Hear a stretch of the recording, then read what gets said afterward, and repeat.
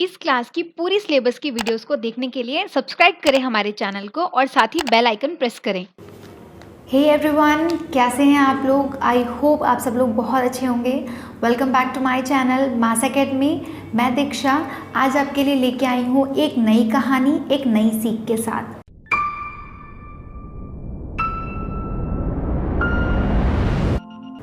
तो आज की जो कहानी है वो है एक साधु और एक चूहे की कहानी।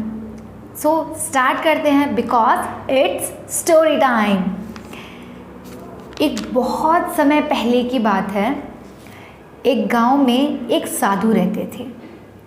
वो साधु मंदिर में रहते थे और मंदिर में जो भी लोग आते थे उनको वो पूजा पाठ करवाते थे। भगवान की भक्ति में ऑलवेज विलीन रहते थे। भगवान की हमेशा भक्ति करते रहते थे। लोग आते और जो भी पूजा पाठ करवा करके उनको जो दान देते थे, जो कपड़े और जो प्रसाद देते थे, उनसे उनका घर चलता था। उनकी शादी नहीं हुई थी। वो अकेले मंदिर में ही, एक छोटी कुटिया मंदिर के ही बगल में थी, उसी में वो सोते थे, उसी में वो रहते थे। तो जो भी उनको प्रसाद मिलता वो उसे खा लेते थे और जो भी रहा सहा बच जाता था वो क्या करते थे, एक छोटा सा मटका था, उस मटके को दीवार के ऊपर टांग करके वो रखते थे। तो उसी के अंदर जो भी खाना उनका रहा सहा बचा रह जाता था, जो भी खाने से बच जाता था, उस बचे हुए सामान को उसमें डाल देते थे। तो ज़िंदगी बहुत आराम से नॉर्मल चल रही थी, धीरे धीरे ऐसे ही कट रही थी।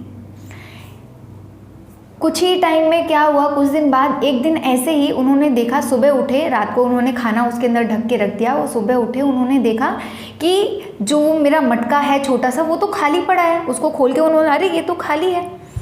तो वो परेशान हो गए कि मेरा खाना कहाँ चला गया। कई बार ऐसा होता है जब खाना ज़्यादा भी मिल जाता है और कई बार ऐसा भी होता है जब प्रसाद बहुत कम मिलता है।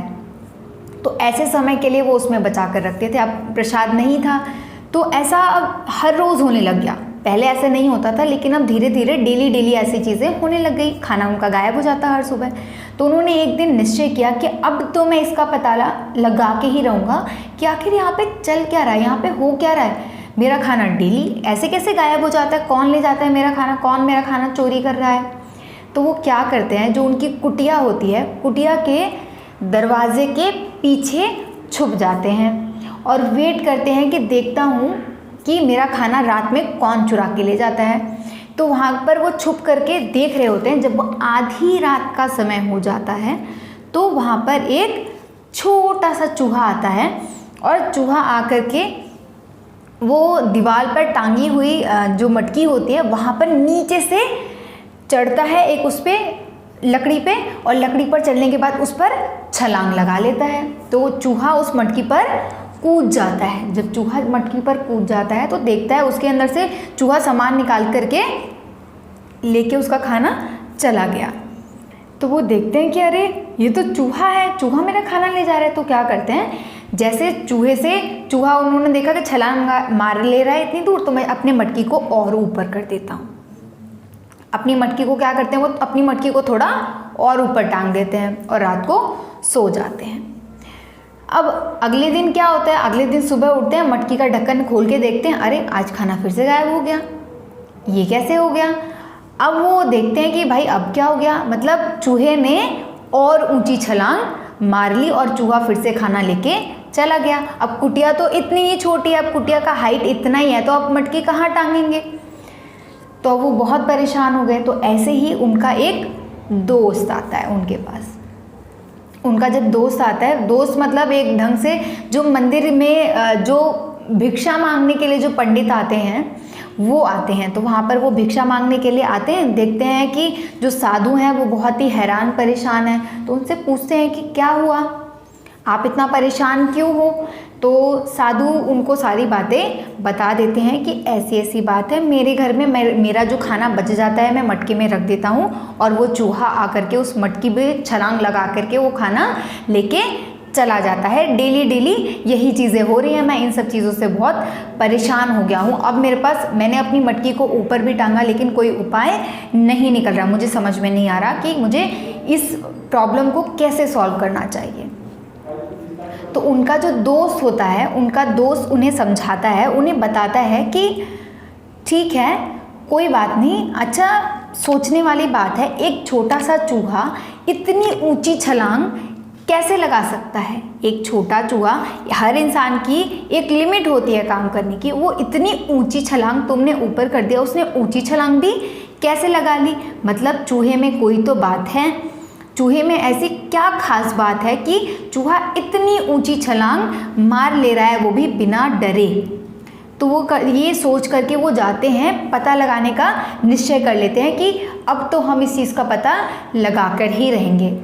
तो आज भी अब शाम होती है, पंडित जी आते हैं, कुटिया में बैठते हैं, अपना भोजन खाते हैं, अपना जो उनको प्रसाद मिला है उसको ग्रहण करते हैं, और उसके बाद जो भी उनका प्रसाद बचा रह जाता है उसको क्या करते हैं, वो उसको ले जा करके वो मटकी में, वैसे ही जैसे रोज़ अपना मटकी में ढकते हैं, रख करके वो मटकी में ढक करके सबसे ऊंची जगह पे वो टांग देते हैं कि अब मैंने यहाँ पे टांग दिया है, देखते हैं आज क्या होता है इसके साथ। तो अब जो उनका वो भिक्षा मांगने के लिए जो भिक्षुक आए थे, जो उनके भिक्षुक फ्रेंड थे, वो भी उनके साथ वहीं पर होते हैं। तो उन्होंने, उन दोनों ने मिल करके अब ये प्लान बनाया कि आज तो हम पहले देखेंगे कि आखिर उस चूहे में ऐसी क्या खास बात है। वो अपना खाना यहाँ से जो चुरा करके लेके जाता है, वो कहाँ लेकर के जाता है, वो क्या करता है, वहाँ पे क्या है उसके पास ऐसा जादू जो वो इतनी ऊंची छलांग लगा ले रहा है। नॉर्मल चूहे तो ऐसा नहीं कर पाते हैं। तो यही सोच करके वो लोग वहाँ पर गेट के पीछे एक बार आज फिर से छिप जाते हैं।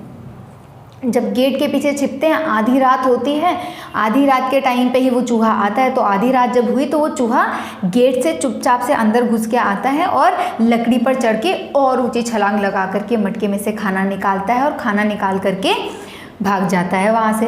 तो जब वो जा रहा होता है वहाँ से, वैसे ही ये लोग शांति से दबे पाँव धीरे धीरे, क्योंकि अगर चूहे को आहट लग जाएगी तो चूहा क्या करेगा, चूहा तो फटाफट से भाग जाएगा। आपने कभी देखा है चूहा हमारे घर में क्या करता है? हमारे घर में अगर हम चूहे को ऐसे ताली भी बजा दें तो भी चूहा बहुत स्पीड से भाग जाता है। अगर हम हिल भी गए तो भी चूहा भाग जाएगा, इतना डरपोक होता है वो। तो ये लोग दबे पाँव शांति से जाते हैं ताकि चूहा डर कर या फिर अपना रास्ता ना बदल ले, जहाँ वो रोज़ जाता है वहीं पर वो जाए, ताकि हमें असलियत का पता लगे। तो वो लोग दबे पाँव जाते हैं, धीरे धीरे शांति से, बहुत शांति से उसका पीछा करते हैं, देखते रहते हैं कि चूहा कहाँ जा रहा है। तो देखते हैं वो धीरे धीरे जा करके एक पेड़ के नीचे उसने क्या बना रखी होती है, बिल बना रखी होती है। बिल समझते हैं, जिसके अंदर चूहा रहता है। तो उस बिल को ये लोग क्या करते हैं, उस बिल में वो चूहा जाता है, अपना सामान रखता है और खाता पीता है और फिर वहाँ से बाहर निकल के आता है। तो देखते हैं जब चूहा वहाँ से बाहर निकल गया तो ये लोग क्या सोचते हैं कि अब हम चूहे की बिल के अंदर तो जा नहीं सकते, चूहे का बिल तो बहुत छोटा होता है, क्या किया जाए। तो ये लोग कहते हैं हम चूहे के बिल को खोद देंगे। मिट्टी के नीचे उसने बिल बनाई है तो उसको खुदाई करके उसके बिल के अंदर देखेंगे कि इसके बिल के अंदर आखिर क्या राज है, क्या जादू है।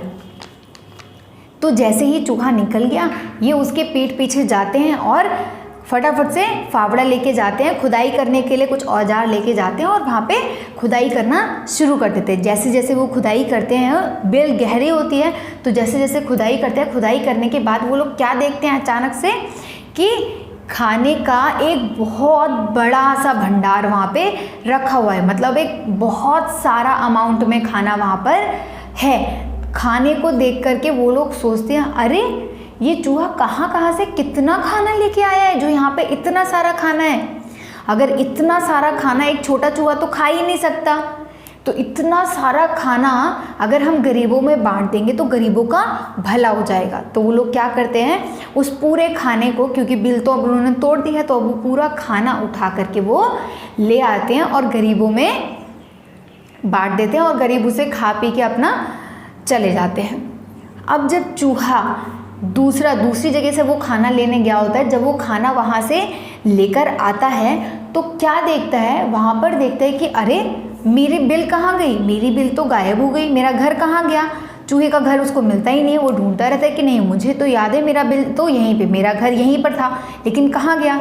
जब वो देखता है कि उसका घर यहीं पर था, खाने के कुछ टुकड़े वहाँ पे पड़े होते हैं, वो समझ जाता है कि मेरा घर यहीं पर था, लेकिन अब यहाँ पर मेरा सामान नहीं है। मेरा जो इतना सारा खजाना मैंने इकट्ठा किया था, खाने का सामान जो मैंने इकट्ठा किया था, वो सारा क्या हो गया है, सब गायब हो गया है। तो जो चूहा होता है उसका आत्मविश्वास जो होता है क्या होता है, वो टूट जाता है, वो निराश हो जाता है वहाँ पर, और वो सोचने लग जाता है कि अब मैं इतना सारा मैंने जो इकट्ठा किया था वो सारा मैं खाना खो चुका हूँ, अब मैं कैसे इसको वापस लेके आऊँगा। लेकिन फिर भी अपने आप को वो मनाता है, वो चीज़ों को अपने आप को जोड़ करके इकट्ठा करता है, मजबूत करता है कि नहीं ठीक है, कोई बात नहीं, मैं फिर से जाऊँगा और फिर से वहाँ से चीज़ें इकट्ठी कर लूँगा और फिर से मेरे पास एक बार फिर से उतना ही खजाना होगा।